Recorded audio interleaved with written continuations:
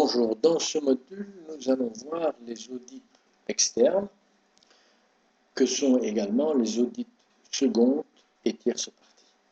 Alors, les audits externes comprennent les audits appelés généralement audits secondes et tierces parties. Ça, c'est quelque chose de tout à fait clair, c'est-à-dire que c'est réalisé par des parties externes de l'organisme de l'organisation qui en est audité. Alors, les audits seconde partie sont aussi considérés comme les audits clients. C'est-à-dire que le client va envoyer au sein de l'organisation un auditeur pour venir vérifier l'aptitude de cet organisme à délivrer un produit qui soit conforme à ses propres exigences.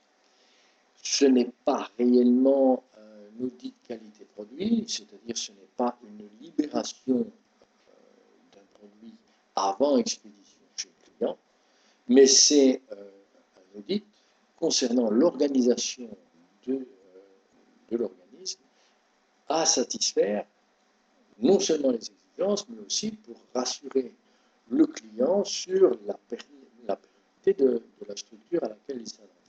Parce que dans beaucoup de cas, c'est important que le client ait affaire à un fournisseur qui, bien entendu, a la possibilité de durer dans le temps pour parvenir à toujours lui fournir un produit qui soit conforme à ses exigences. Ça, donc, c'est l'audit seconde partie.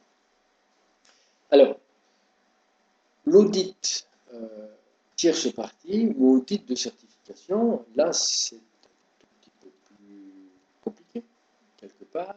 Pourquoi? Parce que nous allons donc faire appel à un organisme externe qui a été accrédité, qui a été donc aussi, qui va répondre à la norme ISO 17021 concernant l'accréditation des externes. Donc cet organisme va envoyer un auditeur qui lui-même aura été qualifié selon la norme, bien souvent il y a ICA et IRCA, mais voilà, donc cet auditeur va venir dans l'organisme faire un travail pour lequel il sera lui-même également payé pour vérifier la conformité du fonctionnement et du management d'un organisme vis-à-vis d'une ou plusieurs normes. Donc on peut envisager éventuellement la norme ISO 14001, 14000, maintenant la 45001 et ainsi que d'autres normes ou référentiels. On va encore citer le 37001, on va également citer la norme 50001. Donc vous voyez qu'il y a tout un panel de normes pour lesquelles l'organisme tierce partie peut venir chez vous certifier que votre organisation est tout à fait conforme aux intentions de la norme. Cela ne veut jamais dire, bien entendu, que vous faites un produit qui soit tout à fait de qualité. Donc la qualité produit n'a rien à voir avec la qualité de l'organisation.